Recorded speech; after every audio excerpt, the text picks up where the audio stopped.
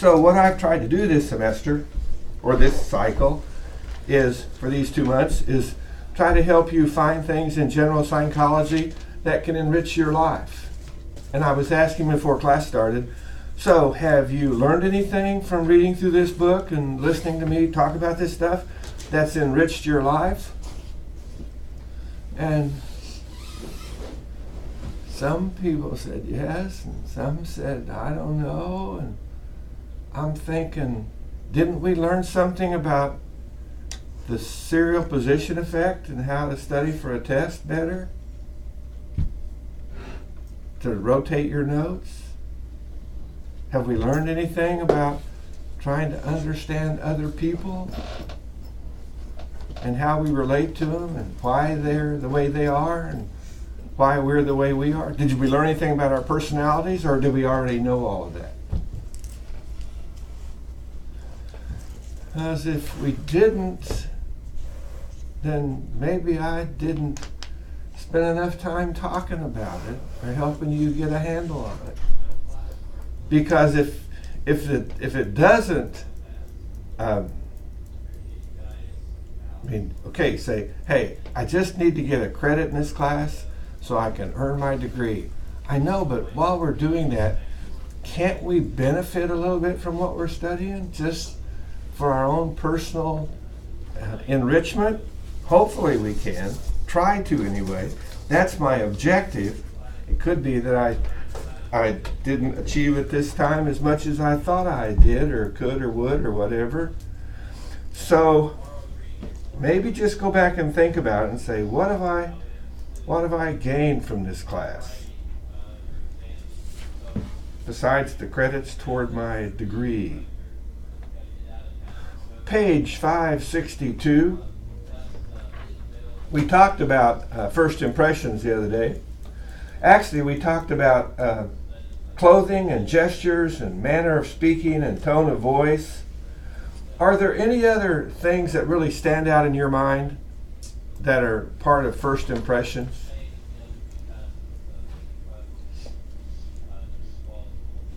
Eye color. Eye color? You notice the color of people's eyes. Yeah. And what kind of eyes get the greatest amount, that cause the most positive feelings when you see them?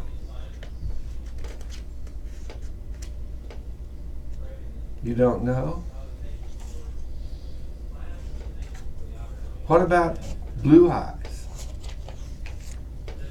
Do you notice those? Blonde hair, do you notice that? Does that ring a bell with anybody? Blue eyes and blonde hair? You know anybody in history who made that the criteria for who were the chosen people in Germany?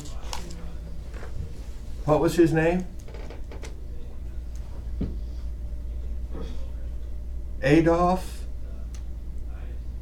Coors? No, that's Colorado. Adolf Hitler? Who has blonde hair and blue eyes in here? 1, 2. You have them too? Okay. Do all of you agree that those two are the chosen people in this room, according to Adolf Hitler? And the rest of us are second-class citizens. And he was going to build a master race of blonde-haired, blue-eyed people who would rule the world.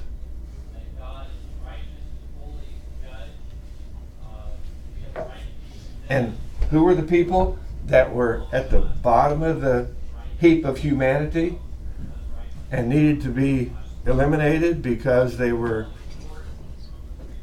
like vermin eating all the grain and polluting society? The Jews. Jewish people. That to me is so sad. So sad. that would be the schema, the schemata, page 562, that they would put in place in that country. And he was on his way until we finally got involved. Because America, do you know this? There are a lot of people from Germany who came to America to help make this a great nation. And so we were reluctant to get involved in that war where he was marching through all these countries.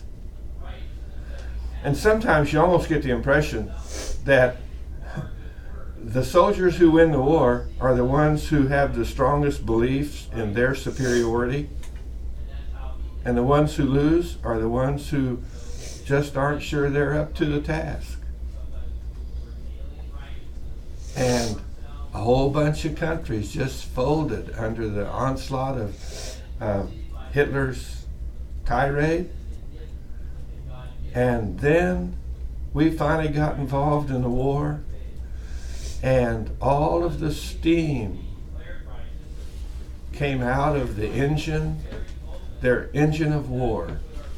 I read something that said the Germans said, these Americans are crazy.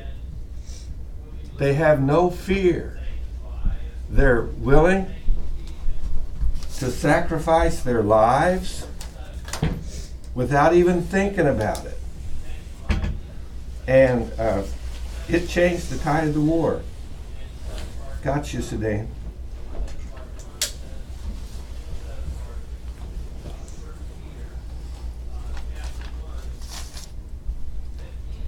Because we have a mindset in this country too. Do we have a blonde-haired, blue-eyed mindset in this country?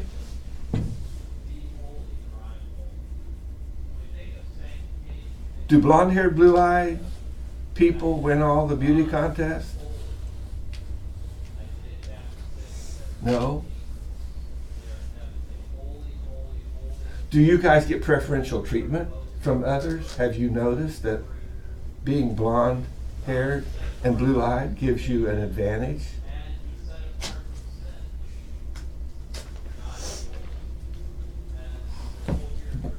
Have any of you noticed anything in our culture, any part of our schema of thinking that would give one person an advantage over another? Okay, maybe talk about it. Is there anything in our society, in our social structure, that gives you an advantage or a disadvantage? What kind of things give you an advantage or a disadvantage? Either one. Weight. Our society makes a big thing about that, don't they?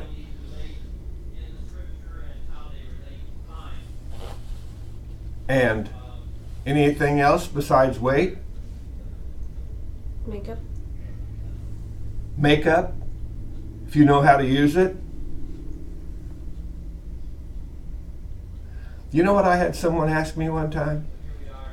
When I was teaching in the inner city, the student said, "Do you use mascara?" What color are my eyebrows? Are they gray now too, like the rest of my hair? Or are they kind of black? I had blonde hair and black eyebrows. It's the way God made me. But guess what the kids at school thought? That I was putting mascara on my eyebrows. Is that what it's called? Is it mascara that you put on them? To make my eyebrows darker. No. And then I used to wear my hair a little longer and kind of full. And they would say, "Is that your real hair or is that a wig?" I'm going, "It's my real hair." "I don't think so," they would say. Because I looked quite a bit different. than most of those kids that I was working with when I was teaching there in the inner city. Oh, and they even asked me, why do you come and teach here? I said, because I want to help you learn mathematics. And then one kid said, why do you even care about me? I'm going, I care about everybody. Why would you do that? And I thought, why does my caring about somebody make somebody mad? Can you figure that one out? Why would you reaching out to a stranger and caring about their well-being make them mad? Has that ever happened to you? Have you ever reached out to help somebody and they got mad at you? Any ideas as to why that happens from a psychological standpoint or a sociological standpoint, since this is the chapter on sociology? Anybody want to guess? I mean, depending on the situation, if they're ashamed or embarrassed because they don't want another person involved. They don't want other people involved in their lives. I'm my own person and I don't need anybody. I don't need your help. I don't want your help. And usually the people who say that the loudest are the ones who need the most help. Because God made us social creatures, so we really can't just become an island unto ourselves. That's what I like about this chapter on social psychology, is because this chapter just studies this dimension of life or of psychology that God intended for all of us to be members one of another. I mean, Dr. Clark used to have a series of messages on the one another's. All the things in the Bible where it talks about one another, our connectedness with other people in our society, that He intended for us to be connected. So the person who wants to go it alone, they're just going to be frustrated and mad when somebody reaches out. Another thing I found was that some of these children weren't very open to having a guy whose skin is so light colored helping them, because they had an attitude about white people. And since I was contradicting that, they got mad about it. And I thought, you know what, this is an opportunity to help them see another side of another half.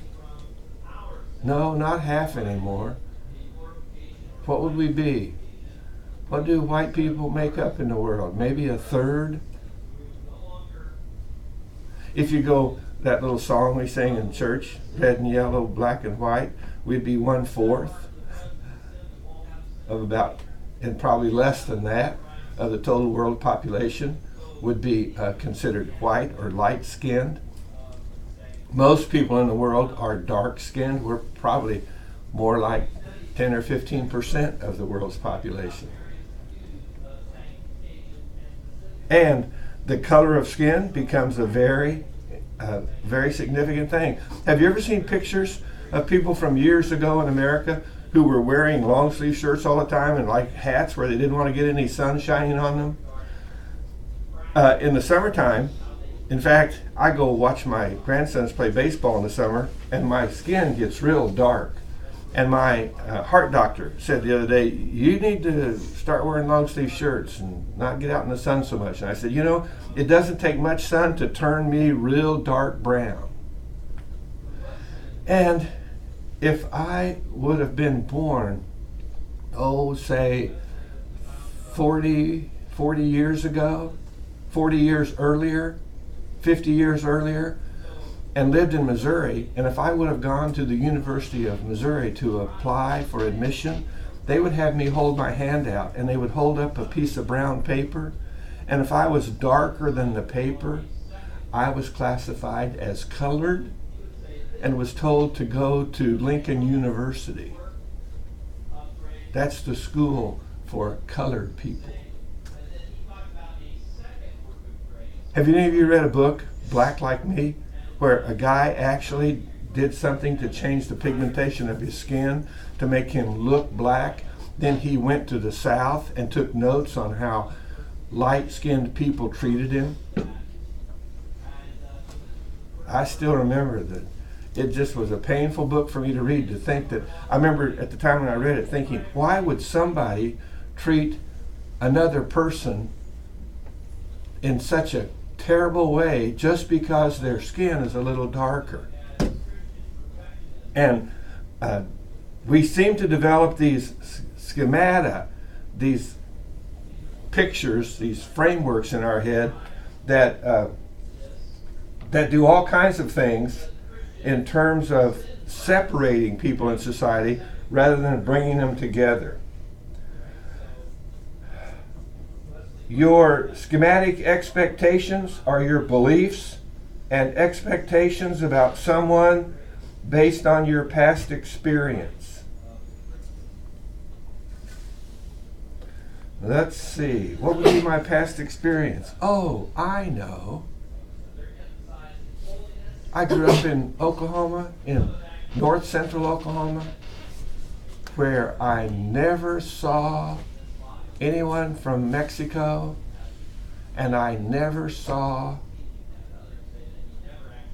a black person, never had any interactions with black people or Mexicans or even Native Americans. And here, Oklahoma is a state where they have Native American symbols, used to have. Now they've got a bird on their license plate, but they used to have this big peace symbol that talked about Native America. And when I was in high school, you couldn't graduate from high school without passing a class that talked about the 5 civilized tribes. But I never interacted with those people. So all of my schemata about Mexican-born people, so let's just generalize it to Hispanics and African Americans and Native Americans. All of my schemata came from things my dad said to me about those people. And some of that stuff he just made up because he was just joking. And I knew he was joking, but still, it stuck in my head. And when I got saved at 18 and left Oklahoma and my little bubble that I lived in and came to Kansas City to come to this college,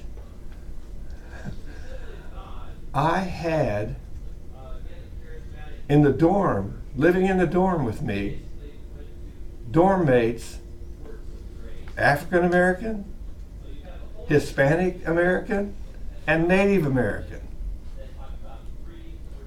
Oh, okay, so those would be the ethnic groups that I intermingled with.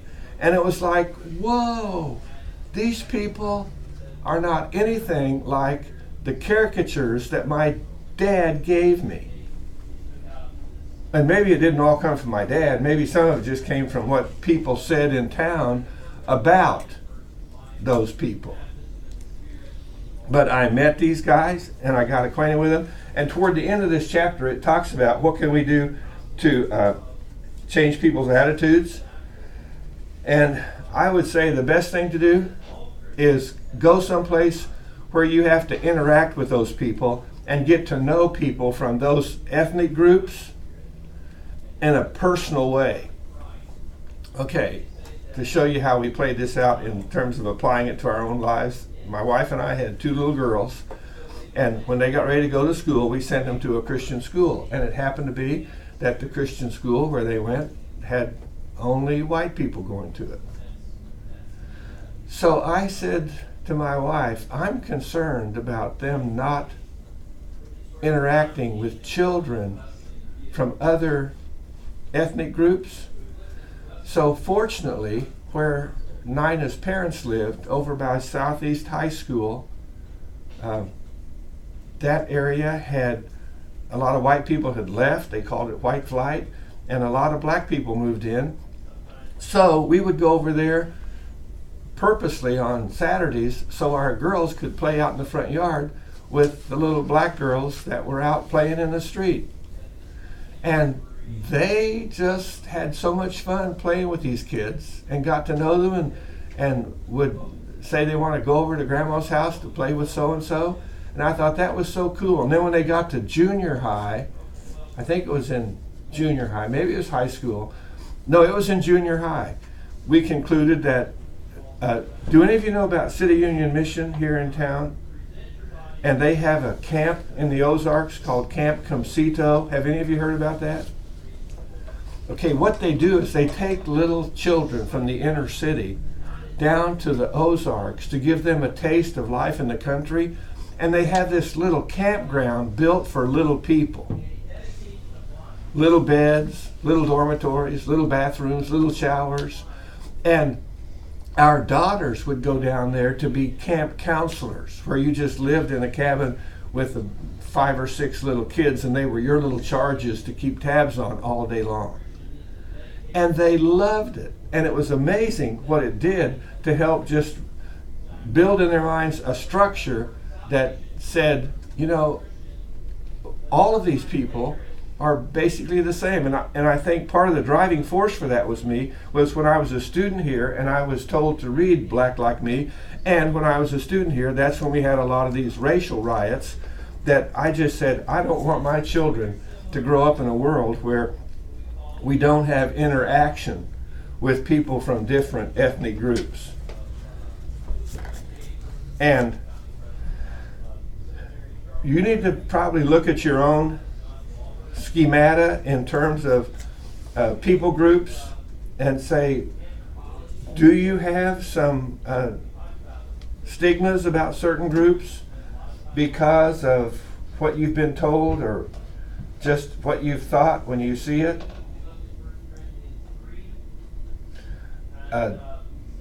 They're called stereotypes on page 563. Characteristic beliefs and expectations about someone based on my past characteristic beliefs that are shared by all the members of a social category or group. Now, stereotypes go beyond being Hispanic, African American, or Native American.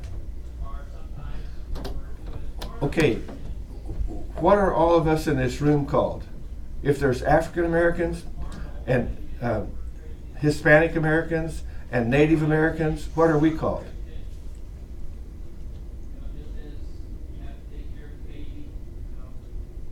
When you fill out a form or something on the internet or anywhere, what box do they ask you to check? Do they ask you to check a race box? Have you ever filled one of those things out where you have to check your ethnicity? What did you check? White. White?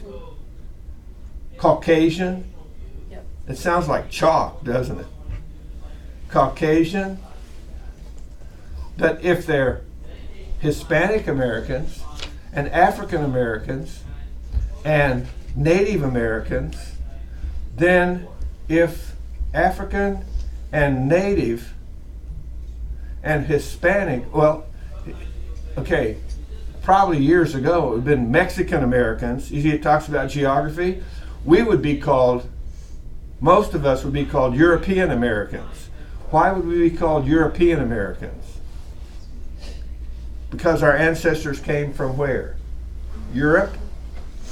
From the continent of Europe?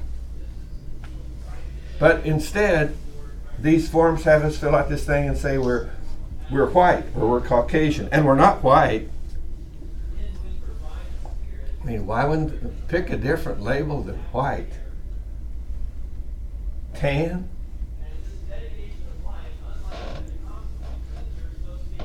No, some of you do look white.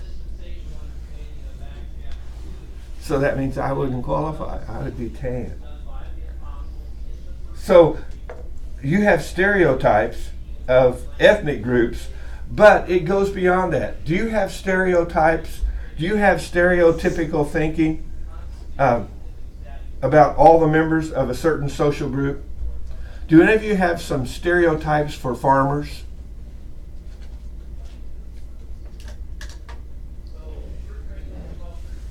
Okay, picture a farmer.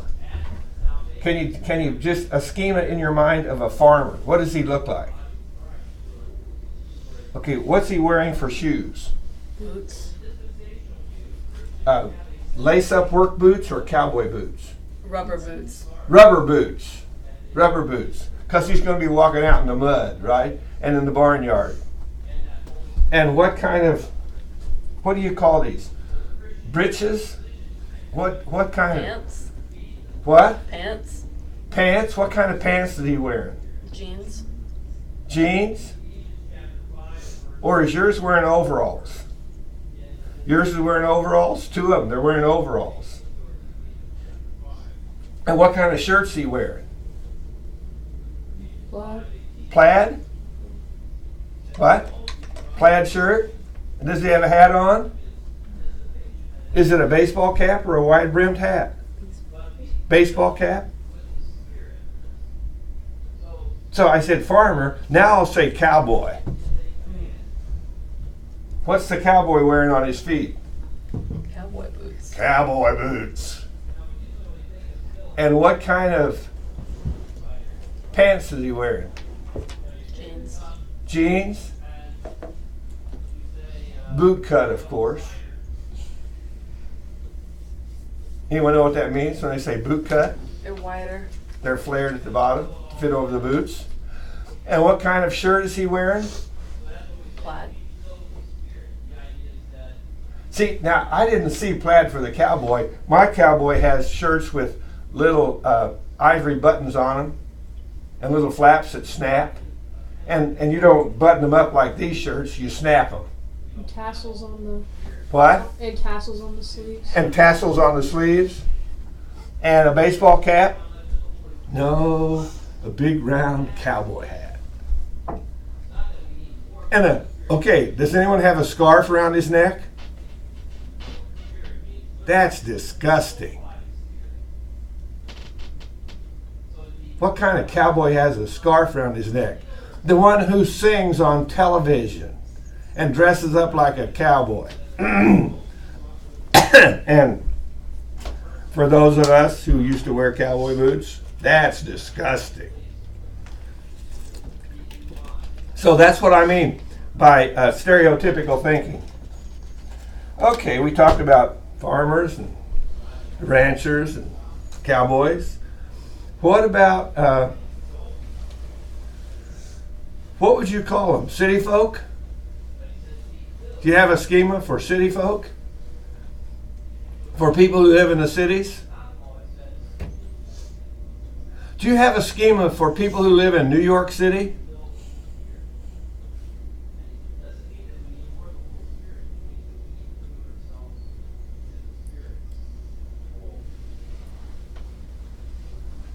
For people who live in Kansas City, where I was growing up, for people who live in Wichita and Oklahoma City. And I'm smiling when I say it. Now, I don't see boots, and I don't see jeans, and I don't see plaid shirts in my schema for people who live in Wichita and Oklahoma City and Tulsa. What I see are a bunch of little dainty people who are afraid to get dirty.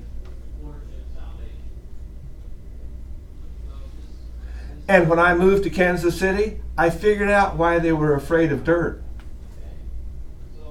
Because the dirt in the city, okay, dirt in the city is not dirt. Dirt in the country is so clean it raises crops that we eat. And you can get dirt in your water can and just drink it anyway because the dirt won't hurt you. Dirt in the city is just filthy. So I said, oh, that's why city people have such an aversion to dirt. So guess what? If the stuff in the city is called dirt, This stuff in the country that we used to call dirt, now I've changed my schema. Now I call it soil. It's the stuff that grows crops, that nourishes all of us. Do you have a stereotype for people who work at a factory? For people who work at the Ford Motor Company or General Motors building cars, do you have a stereotype for those people? Jumpsuits. What? Jumpsuits. Jumpsuits? And have you ever seen them when the buzzer goes off that it's time to leave work at night? You ever been in a parking lot when they sound the alarm to leave work? I've not done in Kansas City, but when I was in Peoria, I was at Caterpillar Tractor when they blew the horn to say it's time to leave. And here are all these grown men with their little lunch pails running to their car. Who runs to their car after work? A whole bunch of people did. And I said to the guys with, I said, what are they running for? And he said, you know, surprisingly enough, it's such a traffic jam when they leave that parking lot that the guy who runs to his car and gets there first will be home 30 minutes earlier than the guy who just casually walks to his car and gets in there and gets caught in the traffic jam. It'd be kind of like going to the Royals, you know, to a ball game. And do any of you ever leave a little early so you won't get caught in the traffic jam? That's disgusting. Let's stay to the end. Let's not leave early. Stereotypes are simply characteristics that we believe are shared by all the members of a social category or group. And do all farmers dress the same way? Do all cowboys dress the same way? So what we have to say is most of my stereotypes have been based on something that's influenced my thinking from the past. Some pictures I've seen, a whole bunch of people in New York City, they're stereotypical Oklahoman is what they see in the play Oklahoma. They think that's the way all the people in Oklahoma dress and talk and walk and dance and sing. And it's just not true. But that's where stereotypical thinking comes from. Attribution on page 564.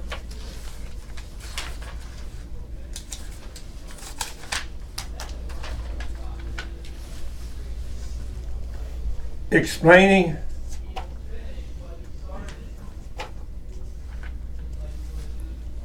making judgments about the causes of a person's behavior.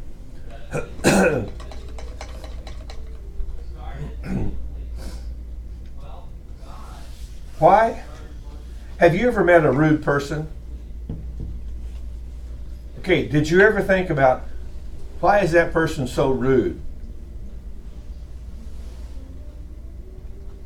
What's your answer to why that person you met that was so rude? Why are they so rude? They wanted something for free. They wanted something for free? So if I'm rude enough and offend you, you just go ahead and give it to me, right? You work in a store, do you? Yes. So it's like, hey, if I'm rude enough, maybe I'll get a discount. It's like, what? Why would anyone behave like that? Because they want to save a few pennies. I'm thinking that you'd feel so bad later that whatever you saved, it wouldn't be worth it. Anybody else? What do you attribute a person's rudeness to? How they were raised. What? How they were raised. How they were raised. Didn't have proper upbringing. And probably what you heard when you were in the store as a child and your parents would see someone being rude, you would say they need somebody, they weren't raised properly. That people with proper upbringing don't do that. And most of us have heard that from our childhood, things that affect us. And see, okay, I was thinking that they're being rude because they're having a bad day and something upset them, and they're just taking it out on me and the rest of the people around here. You understand? Think about the judgments you make about why people, excuse me, why people behave the way they do. Why is that guy driving down the road and weaving in and out and cutting people off? Now see, watch. The guy who's rude, I say he's probably just having a bad day. But the guy who's driving like that, he's just reckless. You see the difference? I make a different judgment about those two kinds of people. No, maybe he's just in a hurry. Maybe his wife's in the car and he's trying to get her to the hospital before she has the baby. I mean, think about the judgments you make about why people behave the way they do. I was at a soccer game last night. That's why I'm so choked up today out there in that air. And I had a camera taking videos of my grandson. And I was sitting pretty close to the line, and one of the officials came up and said, "You're sitting too close. You might get hit with a soccer ball, so move back." So I moved back to make the official happy.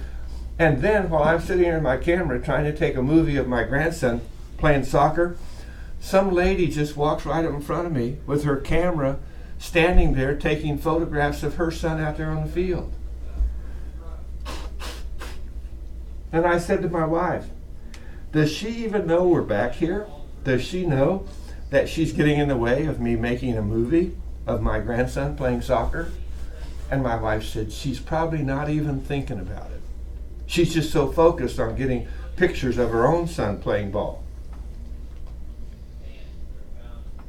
So, what judgment do I make about that behavior? And I said to my wife, that's just selfish, isn't it? To walk in front of people and wonder if you're blocking their view just because you want to take some pictures. Hey, I don't care if I'm blocking somebody's view. So, you understand? I'm saying the rude guy, he probably's having a bad day. The guy driving, he's just reckless.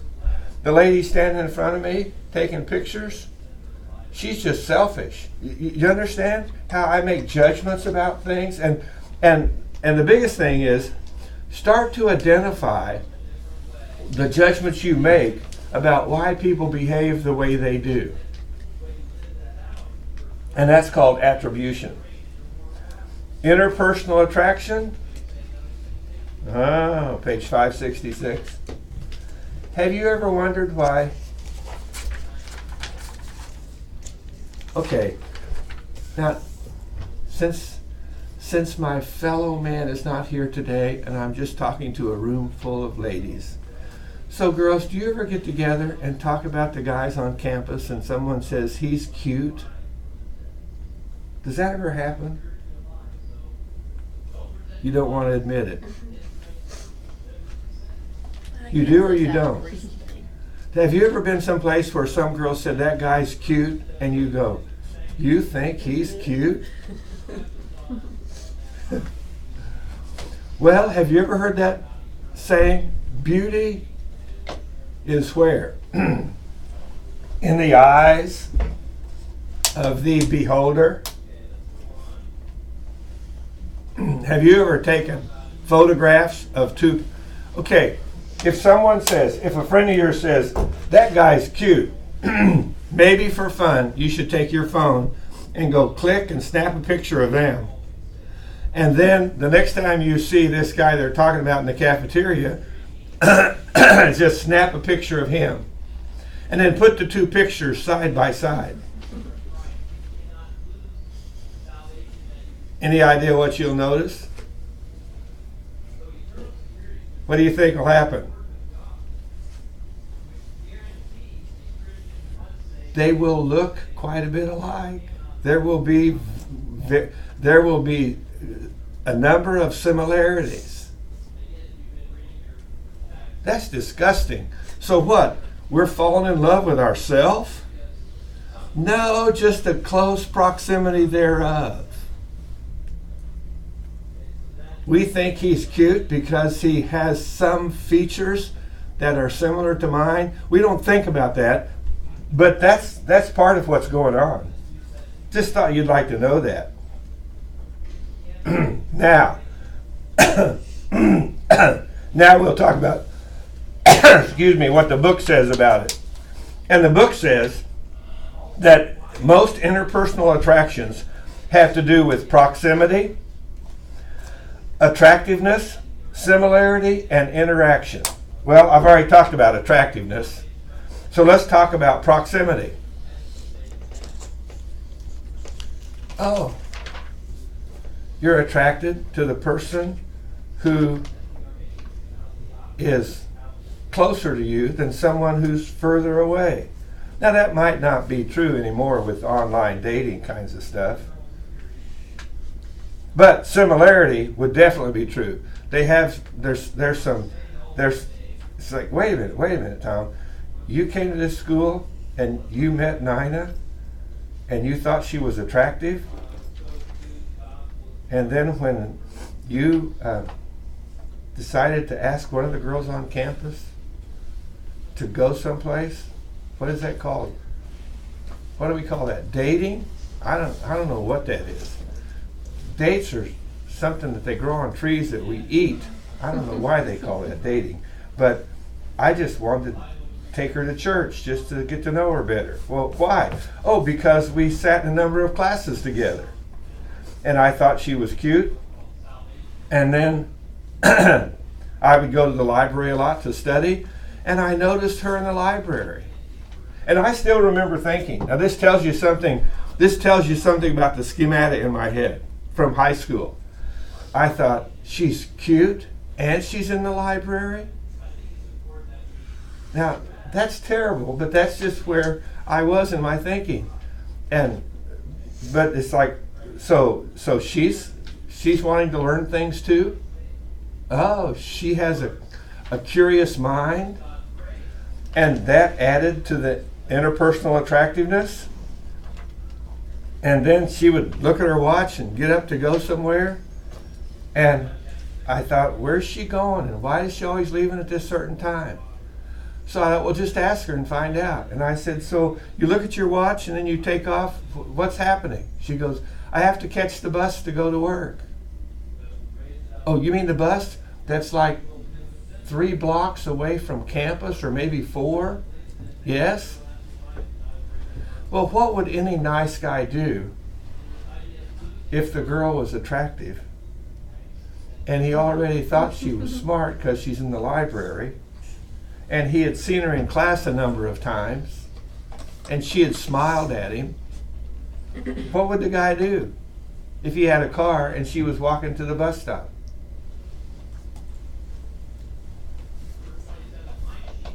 Offer to give her a ride to the bus stop?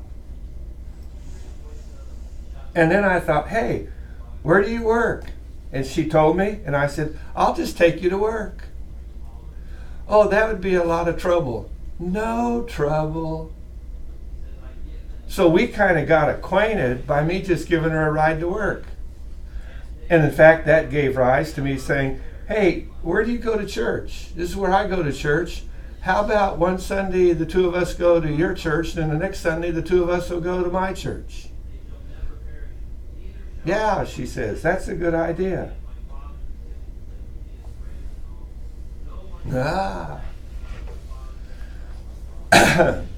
And I thought that I would just get to know this girl, and then I would look around the campus to see some other girls that probably, proximity on campus, looked attractive, took some similar classes, had some similar interest, and get to know them as well. It has never happened. This one girl on campus that I met was so captivating that I eventually asked her to marry me after leaving for a summer to go back to Oklahoma and having all these crazy thoughts about, oh no, somebody's up there probably spending time with her and I'm going to lose out. Getting romantically involved does all kinds of strange things to a person, doesn't it? Here's how you know you're starting to get romantically involved. When you're talking to your friends about that person, and your friends say to you, is that all you can think about or talk about is Nina? I'm thinking, hey guys, I'm just saying. They said, yeah, that's all you're saying. And I never did figure it out. I thought they were just jealous because they weren't as cute as she was and all that kind of stuff. Page 571 talks about attitudes. Do you have any attitudes? An attitude is a relatively stable organization of beliefs, feelings, and behaviors. So, do you have any attitudes about movies? Beliefs, feelings, and behaviors. The Sound of Music. One of my favorite movies I've ever seen. You haven't seen very many. I know, but when I saw it, it was cool. And somehow, I've seen it on television, but somehow sitting in a theater with this huge big screen in front was an intense experience. So what's your attitude about movies, Tom? Let's see. What are my beliefs, feelings, and behaviors? Okay, sitting in that big room with the lights out and that big old screen up there and that high-powered resolution. Wow, that's amazing. Yeah, but what did I have to pay to get in here?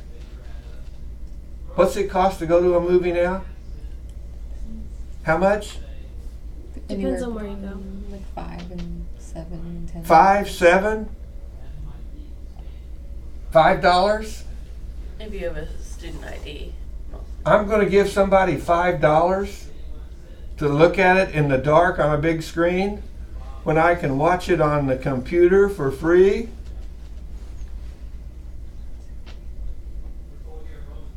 So you say, so what? If you were a young man again dating today, instead of taking the girl to the movies, you'd say, let's just sit in the cafeteria and pop up the laptop and watch the movie on the computer.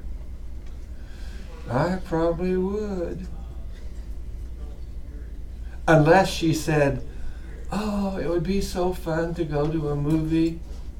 And then I would work an extra job to make some money to spend on that girl. It's crazy the things we do. And by the way, I'll tell you another thing. So I feel good about seeing it on the big screen, but have you ever been watching a movie and they did something that offended you? Like they insulted God or something? Yeah, and when I'm watching television and that happens, I just hit the changer and go on and watch something else. Because I'm thinking, if God's offended by this, I want my behavior to reflect what offends my Heavenly Father. So I just hit the button and move it on to another channel. I'm watching the news and they interview somebody and they start taking God's name in vain. I click, go someplace else. So you figured out what happens at my house if every time I hear somebody saying something that offends God, I hit the button and change it? I wear out remotes much faster than I wear out TVs because I change it so often. And it's just a thing between me and my Heavenly Father that I just say, I'm sorry, but if it offends Him, this is going to be my behavior. This is the way I'm going to behave. That's the attitude I want to convey to my Heavenly Father. That as interested as I am in what's going on here, if they're going to say things that are offensive to Him, that hurt Him, then I'm not going to participate. So that's what we mean by attitudes. So, Tom, let's talk about food. Do you have any attitudes about food? What's your favorite food? Meats, vegetables, or fruits? Fruits?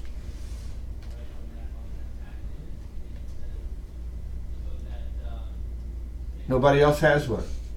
You do have one? I have one for fruits. Anybody for meats? Ah, 1, 2, 3, 4, 5 of us. All right. Vegetables? You are one sick lady, Sam. I don't care what anybody says. Vegetables? Vegetables? Give me a break. We have attitudes about this stuff. I would put myself in the fruit snacks category. The fruit snacks? Yeah. Fruit snacks do not count as fruit, Liz. I'm sorry, but fruit snacks do not count as fruit. But it says fruit on the package. Yeah, well, there's no fruit in it. Look at the contents thing. It's disgusting what's in that fruit snack. Fruit. That's called an apple, a pear, an orange, a banana. So I put meats at the top of my list.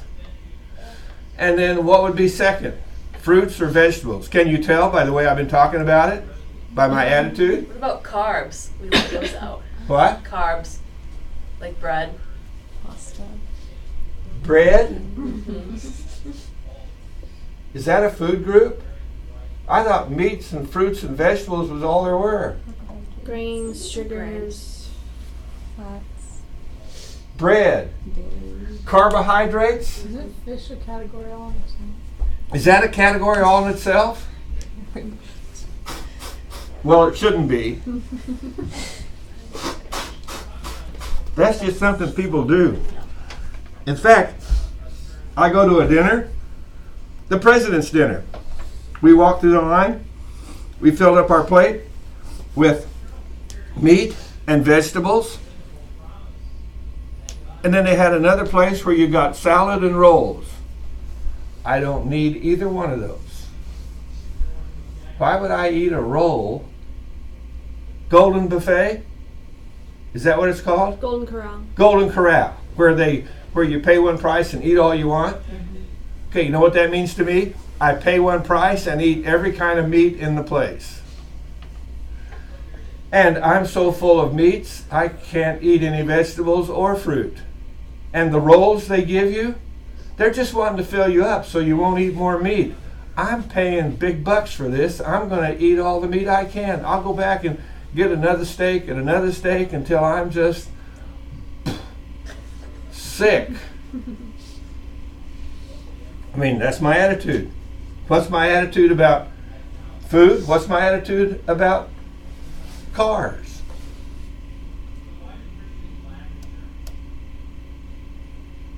My grandson's Bronco, big old lifted truck, broke down, so he borrowed my little Ford Ranger to drive to school till he got his Bronco fixed. And he said, "Poppy, I thought the gas gauge was broke because I'm driving all over Parkville and the gauge isn't moving." And finally I realized, oh, driving your pickup's like driving a Prius compared to my Bronco, because that Bronco, you can tell when he starts it up. If it goes broom, broom, broom, it just sucked down about a half a gallon of gas, just in the parking lot. It's amazing how much gas it just consumes. Oh, and you can kind of tell how much gas your car's going to need by how big the tank is on it. I fill my little Honda up and it holds about 11 gallons of gas. And I can drive 400 miles on that 11 gallons of gas. How cool is that? And my grandson fills his Bronco up and he can go about 400 miles too, but his Bronco holds about 35 or 40 gallons of gas because he only gets about 8 or 10 miles to the gallon. It's crazy. Why would you buy a car like that? Why would you buy an expensive car that costs so much to fix it? I mean, the cheapest transportation is a bicycle. The next cheapest, I used to think, was a motorcycle, but that's not true. Motorcycles don't get much better mileage than my little Honda does. So the next thing is just get a small little cheap car that'll get you around in an inexpensive fashion. No, my friend says, I know a guy who got run over by a big truck driving one of those little things. I want a bigger car that'll protect me. I'm thinking if a big truck's going to hit you, it's not going to matter how big your car is. It's going to take you out. See, those are attitudes that we have about things. And where do they come from? Well, it says here that most of our attitudes come from our growing up experiences, from the things that we experience while we're bottom of the page on 571. Where do they come from? Many of our most basic attitudes derive from early, direct, personal experience. Children learn attitudes from their parents. Anyone know what a sharecropper is? Sharecropper. You live on a farm, you raise a crop, and 2/3 of the crop is yours, and the other third you share with the person who owns the land. So a sharecropper is a person who lives on a farm but he doesn't own the land. Because the farm that we lived on, and I didn't know this till I went to graduate school and found out that sharecroppers are poor people who aren't very smart. That's what they told me in grad school. Sharecroppers are poor people who aren't very smart. If they were really smart, they would own the land. Oh, well, my grandfather was a sharecropper for his entire life. He lived on the same farm for like 40 years, 50 years, and he never did try to buy it. He just kept giving the guy who owned the land a share of the crop every year. Why would he do that? Because he saw people who borrowed money to buy a farm. And then when you have a mortgage on a farm, if you have a crop failure, you still have to pay the mortgage. But if you rent the farm and you have a crop failure, then the guy who owns the land gets 1/3 of nothing. So he doesn't get any money either. So the guy who borrowed money from the bank to buy the farm now loses the farm because of a drought that hit and lasted for 3 years. So I'm thinking my grandfather was smart to do that. He was able to stay on the same farm for all those years where he saw a lot of his friends lose their farm to the bankers. And then the bankers turned around and rented them out to sharecroppers. And my dad was a sharecropper. And I didn't know there was anything negative about that till I went to graduate school and was told in graduate school about social strata and social structure. And then this teacher went on about sharecroppers. And the picture they gave was, I think they even showed a picture of a sharecropper, and it was somebody down in the south who had like 40 acres. They were farming it with a mule. And I'm going, wait a minute. We didn't live on 40 acres. We had a half a section. That would be 320 acres. The farm we lived on had 320 acres, and we rented 2 other farms that had 180 acres. So we rented a square mile of land and gave 1/3 of the crop to the guy who owned the land and kept 2/3 for ourselves. And my attitude was, and I picked it up from my dad, that it's a good thing that those people have us on this farm, because the guys who own the land, the banker and a doctor and a lawyer who owned the land we lived on, they didn't know the first thing about raising crops, and if they had to raise the crop, they couldn't do it. But because his dad taught him how to do it and he was teaching me how to do it, we were the people who were feeding America. You see the attitude we had?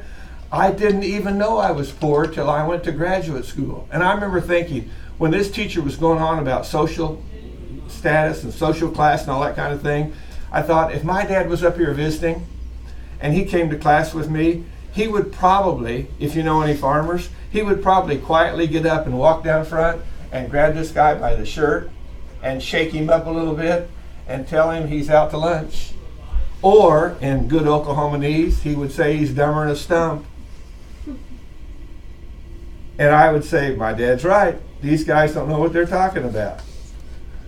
And obviously, on page 572, this guy had a lot of prejudice against what he considered to be socially inferior people. What's a prejudice?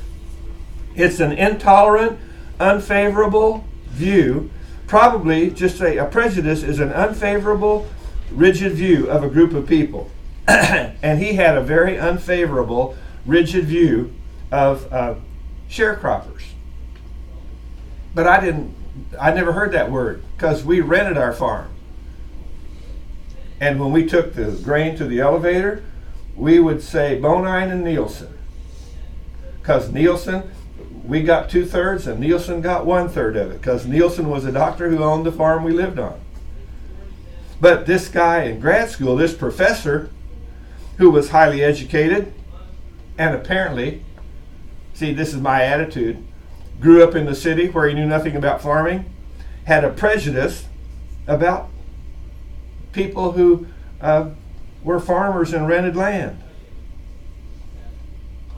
He had an unfavorable, rigid view of all of those people. So basically, a prejudice is if you just circle the word unfavorable, so what group of people do you have a prejudice toward? You say, I don't. Have you ever been to visit a prison?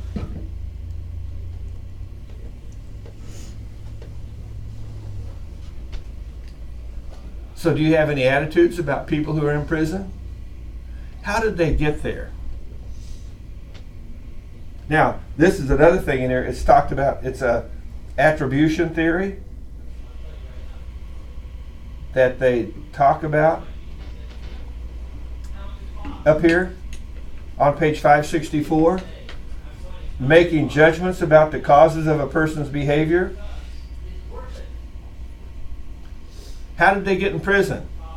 Okay, do you have an answer for how you think they got in prison? They broke a law, right? Isn't that how you get in prison? You break the law. You break the law often enough and you go to prison for breaking the law. So that's how they got there. So what's my unfavorable attitude toward these people in prison? They're just a bunch of lawbreakers. No, not all of them. Well, most of them. Okay, so then now I have prejudice with a small p. If I say everybody, that's a capital P prejudice. If I say, okay, most of them, that's a small p prejudice. I see someone driving down the road and they're changing lanes and they can't make up their mind what they're doing. They turn on their right turn signal and their left turn signal. And I say to my wife, what is that lady doing? And guess what my wife says to me? Any idea what she says? What would you say if you were in a car with a guy and he said, what's that lady doing? Would you say, as my wife does, how do you know it's a lady, Tom? And what's my answer? Because of my small p prejudice against women? Oh no, I don't have a prejudice against women. Oh yes you do. Because you thought it was a woman driving erratically. And I say, well, I'll catch up with him. I'll get over in the other lane and get up and show you. And I get up there and it's a man driving and I'm going, oh, you despicable representative of the male half of the human race. Men aren't supposed to drive like that. But you see what happens? Your prejudice, even if it's a small p prejudice, starts to evaporate when you collect more evidence and information. And my wife just said, see, Tom, it isn't always a woman who's driving erratically. I said, you're right, you're right, you're right. So now, after that's happened a few times, I say, why is that person driving erratically? And she just smiles because she realizes she's my helpmate and she has helped me overcome a prejudice toward women drivers. Oh, that's a group of people, women drivers. And where did that prejudice come from? I have no idea. Oh, yeah, I do. My mom was kind of a crazy driver, and it started there, and then I've just expanded it beyond that. See, prejudice is an unfavorable view toward a group of people on page 572. Discrimination. What's discrimination? It's when you treat that people less as equals. For example, talking about my driving and my attitude toward women drivers, my sister, I'm in Oklahoma, and my sister says, before it gets dark, let me drive you over to the hotel where you're staying so you'll know how to get there. And I say to my sister, why don't I drive and you ride along with me? And then I'll know how to get there and how to get back better by driving it myself. Now, and that's true, okay? But was part of that driven by the fact that I didn't want to ride with her? You understand? That you have to start asking yourself, do I discriminate a little bit? It's like, no, I can ride with my sister, I can ride with my daughter, I can ride with anybody, I just prefer to drive. Well, do you feel uncomfortable riding with a man as well as riding with a woman? Yes. Okay, so then I'm not discriminating. I just discriminate against everybody because I just don't trust people. Okay, watch this. You say, why do you call it discriminate? To treat an entire class of people as less than equal. I just don't trust other people to be as good a driver as I am. You follow what happens? And that's just me. I'm a discriminatory person. And the literature will tell you, and if you do research on it, the stronger your personality, the more you tend to discriminate. Just telling you, think it through, check it out. Where does prejudice come from on page 573? There are 4 sources of prejudice. One theory says that prejudice grows out of frustration and aggression. People who feel exploited and oppressed often cannot vent their anger against an identifiable or proper target, so they displace their hostility onto, now the book says, onto lower people on the social scale. But I'm going to say that they express their hostility toward other social groups. Have you ever been driving through the inner city and had to hit your brakes because there were teenagers walking in the street? Does that ever happen to anybody? I'm the only one that's happened to. Oh, it's happened to you? Okay. Now, did you ask the great psychological question? Why are they doing that? There's a sidewalk over there. Why aren't they walking on the sidewalk? Here it is. Frustration, aggression. I'm driving through the inner city. How many of these inner city kids are old enough to drive? Every one of them. In fact, the kids who can't drive yet are probably walking on the sidewalk. The ones walking in the street, they're the ones who are old enough to drive, but what? Don't have enough money to buy a car. So where do they walk? To frustrate people, to vent their frustration, and to aggravate people who have cars. In the street. You follow what's going on? That they just have a prejudice toward people who own cars. And it grows out of their frustration and their oppression. Now, watch this. So, have you ever been at work talking to your fellow workmates and they sit around talking about the people who own the company in negative terms? Often, people who are frustrated employees spend a lot of, they vent their frustration by expressing a prejudice toward people who own companies. I have a friend who happens to own a pretty big factory. And he would call me once in a while in the summer and say, Tom, you want to go fishing? and he'd pick me up and we'd go down to the lake, and the boat that he owns to go fishing on costs more than the house I lived in. And we would go out on the lake, down to the Lake of the Ozarks, and his phone would ring and he'd answer his cell phone and take care of some business at work. Because he owns the company, so he's got people who manage everything. So he just takes care of it on the phone while we're out fishing. And then he would hang the phone up, and we'd go back to fishing and talking about stuff. And he said, you know what's one of the toughest things about being the owner of a big factory with about 40 or 50 people working for you? And I said, what? And he said, everybody thinks the owner doesn't do anything, but he makes all this money, when in fact I go home every night asking myself, how am I going to keep this factory going to make sure all 40 people have a place to earn money to support their families?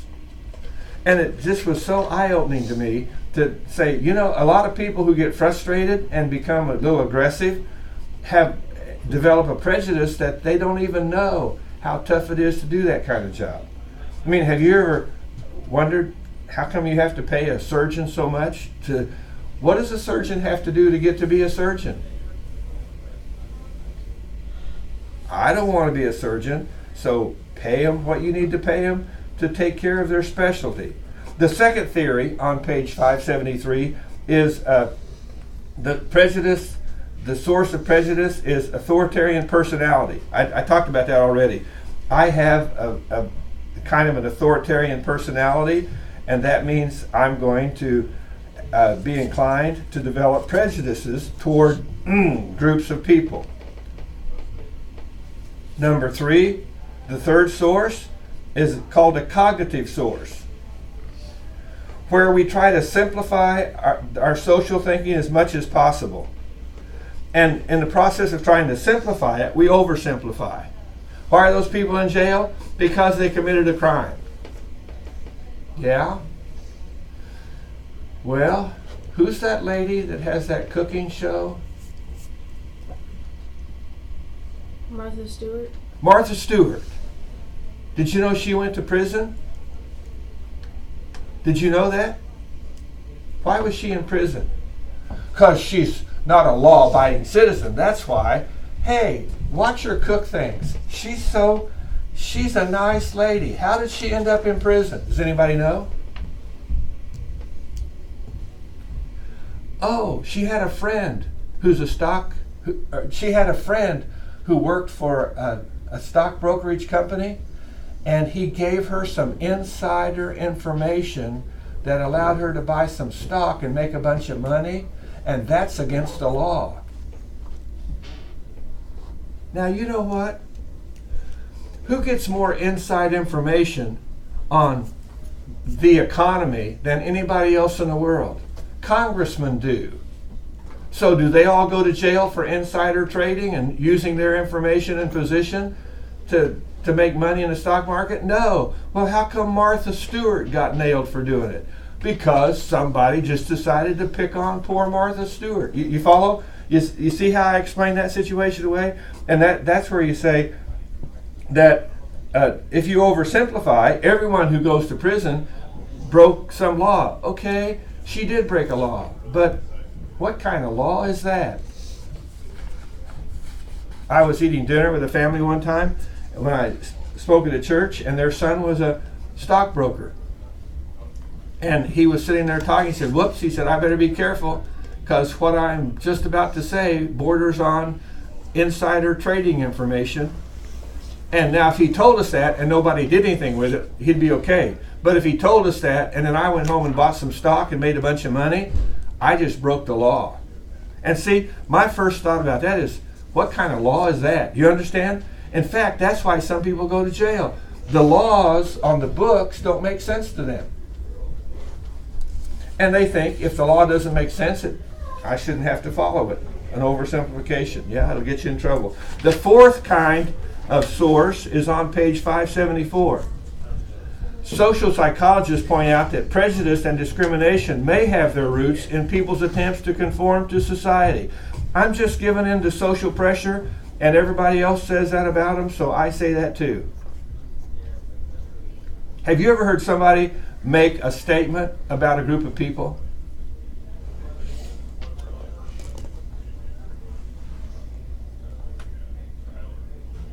You know why people in India are starving to death? You ever heard anybody say something like that? Does anyone know what they do in India that we don't do here? How could you starve to death? Okay, remember on the food chain, eating beef would be right at the top of my thing. India is full of cows. How could anyone starve to death in a country that's full of cows? They worship them. What? They worship them. Because they worship them.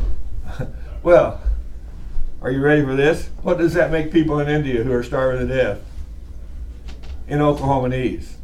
Now, you see where that's going? No, don't say that, but you understand that, I could talk that way, and all of a sudden you go, yeah, that's right, and so you could do the same thing. When in fact there's a whole bunch of other things that contribute to that. Racism, on page 574, I better read a definition to you of what racism is, right here out of the dictionary, because I think the textbook is a little misleading. Here's what it says in the dictionary about racism. Where did it go? R-A-C. Racism. Any program or practice of racial discrimination, segregation, persecution, and domination based on racialism. And racialism is a doctrine or teaching without scientific support that claims to find racial differences in character, intelligence, etc., that asserts the superiority of one race over another. Now that's racism. And by the way, this says not based on scientific support. Did you know there was a Harvard professor who wrote an article, published it in a journal, and here's what his article said. Black people are intellectually inferior. African Americans are intellectually inferior to Europeans. And he did that by collecting a bunch of studies of test scores. Now remember we talked about testing, how they're culturally biased. Any idea what happened to him? He was being racist, and he lost his job at Harvard. But he was convinced that what he was saying was scientific. Well, he should have done his homework more. He should have taken a class in general psychology on testing bias, and then he would understand why you can't say that kind of thing. So, see, racism basically is holding a group of people, an ethnic group of people, as being inferior. That's racism. Now, under that paragraph on racism on page 574, it talks about in-group and out-group people. Those are people who are prejudiced. You're not a racist if you think that that Calvary students are the best and smartest in the world, and students at any other college are dumber than stumps. That's not racism, that's prejudice. You follow me? Racism is when you apply it to an ethnic group of people. And in America, there are a lot of racial comments made about Muslims. No. Islam isn't a race, it's a religion, isn't it? So they're not racist statements, they're prejudices. You follow the difference? But today the word racism is thrown around. I mean, if you disagree with somebody politically, you'll say, you're being a racist. Say, no, you're just being prejudiced. So this in-group and out-group stuff, that's not racism, that's prejudice. Racism says that you hold a group of people as being inferior to other groups. How do you reduce prejudice and discrimination and racism? Well, I've already told you, and the book talks about it. It says you basically spend time with those people. You have, excuse me, you interact with them.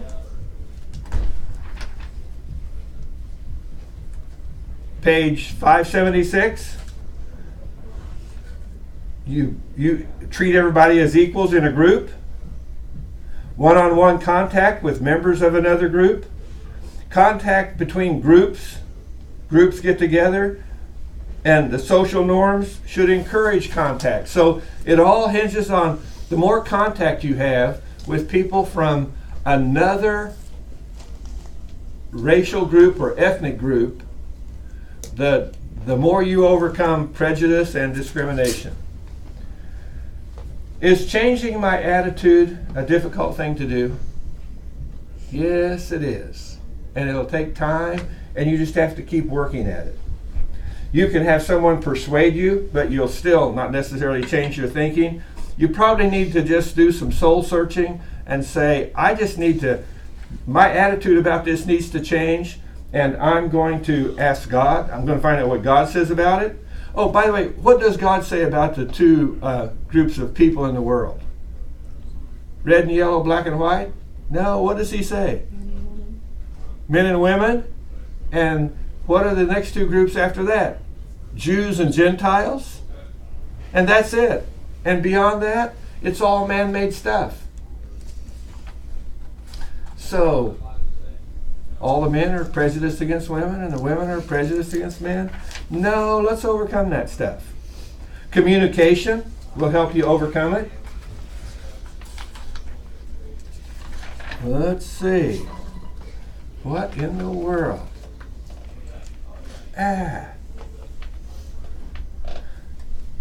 Social influences on page 581. Wow. You know what's the most dangerous thing about social influence? Okay, one is that if we just sit around in a group and discuss things, we'll pick up those attitudes. But the other one is, this is a scary thing to me. Social influence is so powerful that a group of people will watch some person attack another person in a park, and if nobody else is doing anything, you'll stand back and watch too. That's sad. That shows you the power of social influence. So watch out about, I guess you would call it group behavior, crowd control, crowd behavior. It's a scary thing. All right, we have to quit, so you'll just finish this book on your own, because we're out of time.